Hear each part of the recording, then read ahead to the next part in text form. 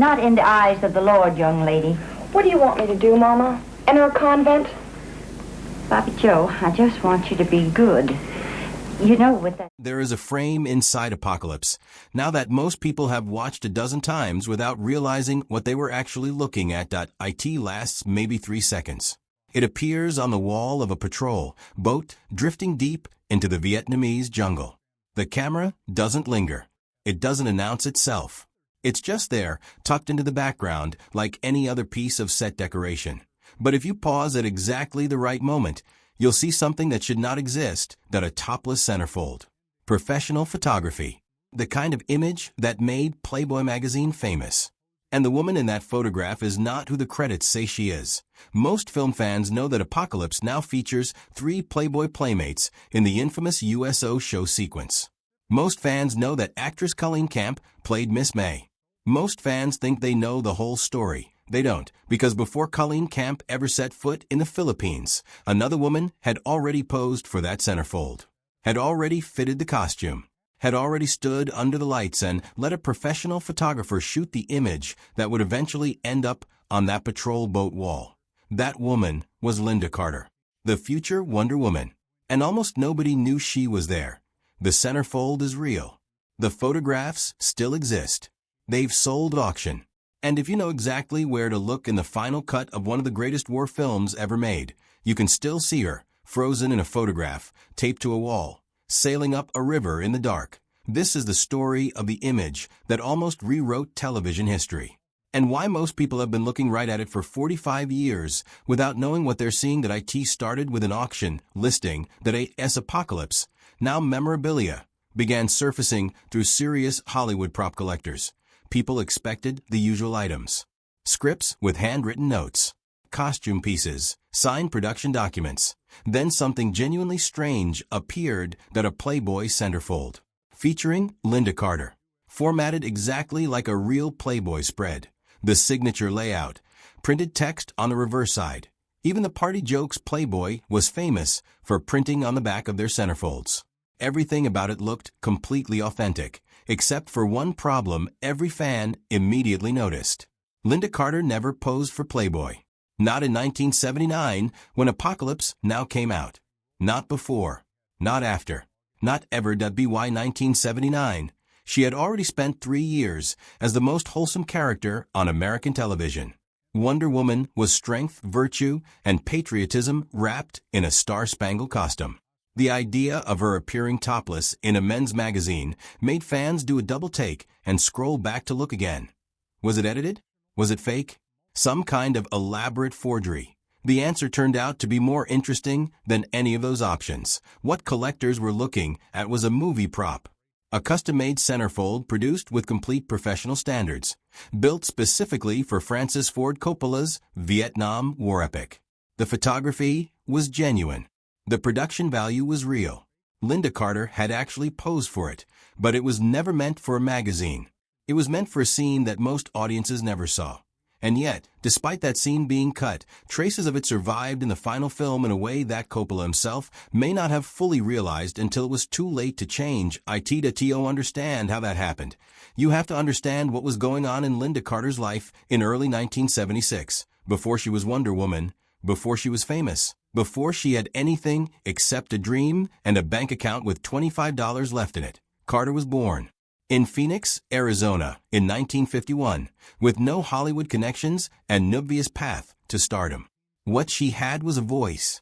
By 15, she was singing at a local pizza parlor, turning heads the way certain voices do.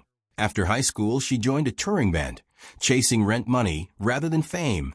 In 1972, she entered the Miss Arizona pageant, won it, then won Miss World, USA.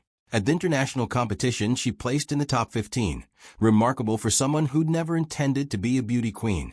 The pageant wins opened doors to acting. She moved to New York, studied under Stella Adler, and started collecting small television parts.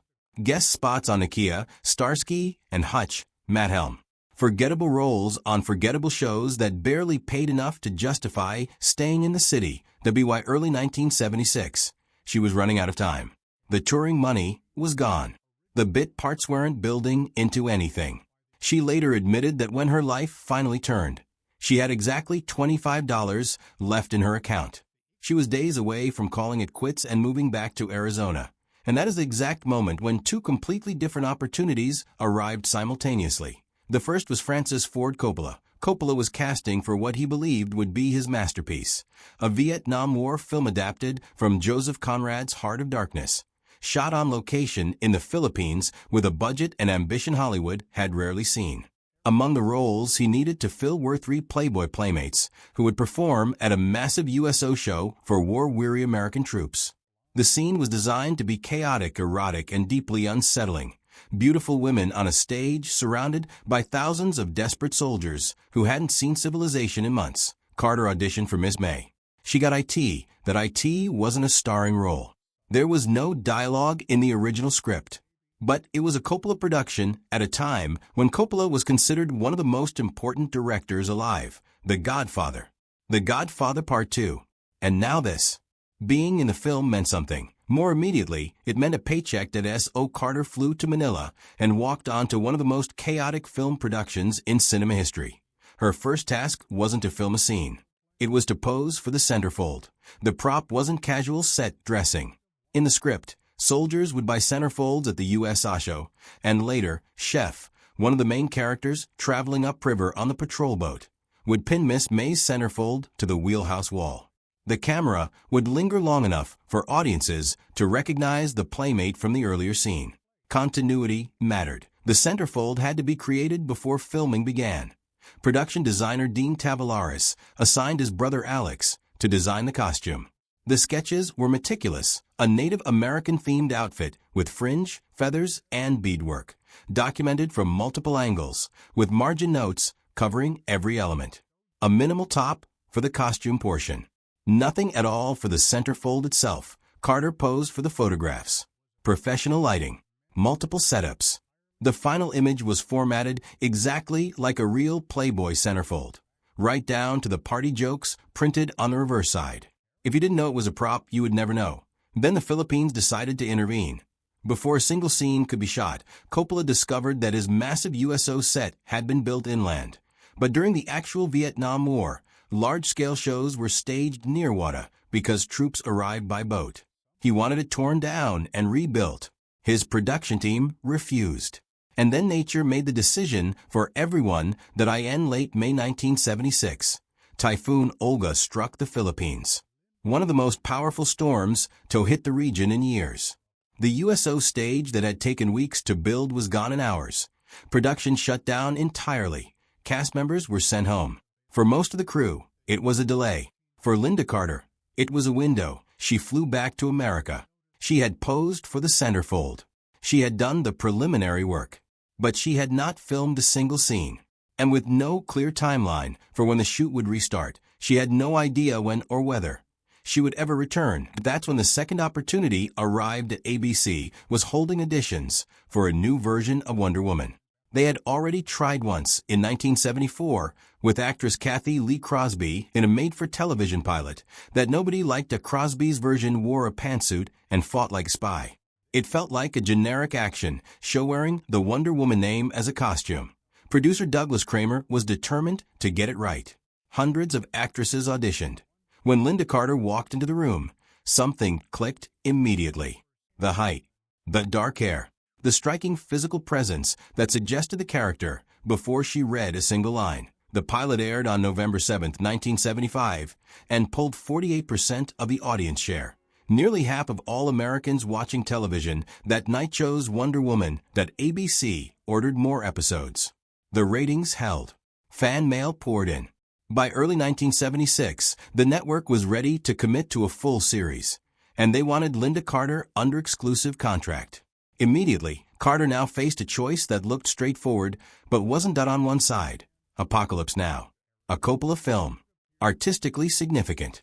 The kind of credit that made casting directors pay attention that on the other side. Wonder Woman. A network television series. Steady income. A starring role. The chance to become a household name. The practical math was simple. She had $25 in her bank account. Wonder Woman was the difference between a career and a lounge act in Arizona. She took Wonder Woman. which meant she had to call one of the most respected directors in cinema and tell him she was leaving his troubled production to go play a superhero one-network television. Coppola needed to recast quickly. The solution was Colleen Camp, a 23-year-old actress who was blonde, charismatic, and available. Camp flew to the Philippines in late 1976, filmed the USO sequence on December 3rd, and recreated the centerfold in nearly the same pose Carter had used, wearing a similar costume, matching the composition as closely as possible. The new centerfold was shot by celebrated Playboy photographer Mario Casilli. It was so executed that Playboy actually published it in their October 1979 issue after the film came out, turning a movie prop into legitimate magazine content. But Coppola had a problem he didn't yet realize. Before Carter left the production, before the typhoon, before all the chaos that would define the next 3 years of filming, some early footage had already been shot. Scenes of the patrol boat, interior shots of the wheelhouse, and in several of those shots already taped to the wall was the original prop centerfold, the one featuring Lynda Carter. Apocalypse Now finally reached theaters in August 1979, 3 years after production began. The budget had exploded from $12 million to over 30. Coppola had shot over 1 million feet of film, approximately 90 times the amount a typical 2-hour movie uses. When sharp-eyed viewers finally saw the finished film, some noticed something that didn't quite add up. The centerfold visible in certain patrol boat shots looked slightly different from Colleen Camp's face. Similar, but not identical. Film historians and prop collectors eventually confirmed what those viewers suspected. In some of the patrol boat footage, the centerfold on the wheelhouse wall is not Colleen Camp, that it's the original prop. Lynda Carter's image, topless, taped to the wall of a boat sailing through one of cinema's most famous films. A ghost image that survived the editing process because nobody caught it before the film was locked. Meanwhile, the woman whose image was quietly sailing up that river was becoming something else entirely. Wonder Woman premiered in April 1976 and immediately became a cultural event. Set during World War II, combining superhero action with wartime nostalgia, it landed at a precise moment when America needed exactly what it was offering. The women's liberation movement was gaining strength. The country was celebrating its bicentennial. A show about a powerful, patriotic woman who could outperform any man felt made for the times. Carter wasn't just playing the character. She was inhabiting it. Earnest without being naive. Strong without being cold. She did most of her own stunts, maintained the physical discipline the role demanded, and understood the responsibility she carried. The show ran 3 seasons across 2 networks, 60 episodes total. By the late 1970s, Carter had been voted the most beautiful woman in the world by the International Academy of Beauty. She had a Maybelline contract. One of the best-selling celebrity posters of the decade bore her face. She had become simply and completely famous. Now consider what happened to Colleen Camp, the woman who actually played Miss Mine in the final film. Camp worked steadily for decades. Clue, Valley Girl, over 100 credits across a long career. By any measure, a successful working actress. But most of her scenes were cut from the theatrical version of Apocalypse Now. A role with no dialogue in a single chaotic sequence doesn't make careers, even in a film considered one of the greatest ever made. If Lynda Carter had stayed, she would have been Colleen Camp. Brief, largely forgotten, a face in the chaos of a great movie that audiences couldn't quite place afterward. Instead, she became the face on the lunchbox, the poster, the Saturday morning memory of an entire generation. The centerfold still exists. When it surfaces at auction, it commands real money because it sits at the intersection of two enormous cultural phenomena.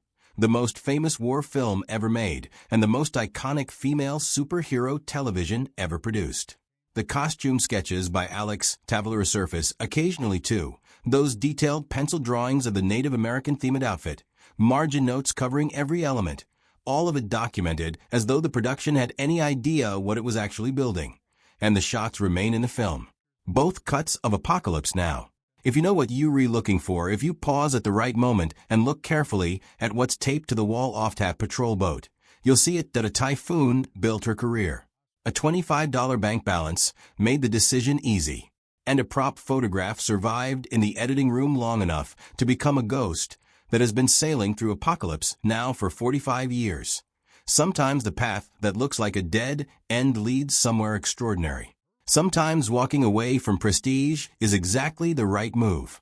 And sometimes the image you left behind follows you through history in ways you never planned and can never fully explain. Next time you watch Apocalypse Now, look at that patrol boat. Look at what's on the wall. Now you know what you're looking at if this story hit differently than you expected. Drop a comment and tell us which part surprised you most. For more of Hollywood's buried history, the details that get cut, the stories that get forgotten, the truth hiding inside films we think we already know, subscribe and hit the bell. The next one is already waiting.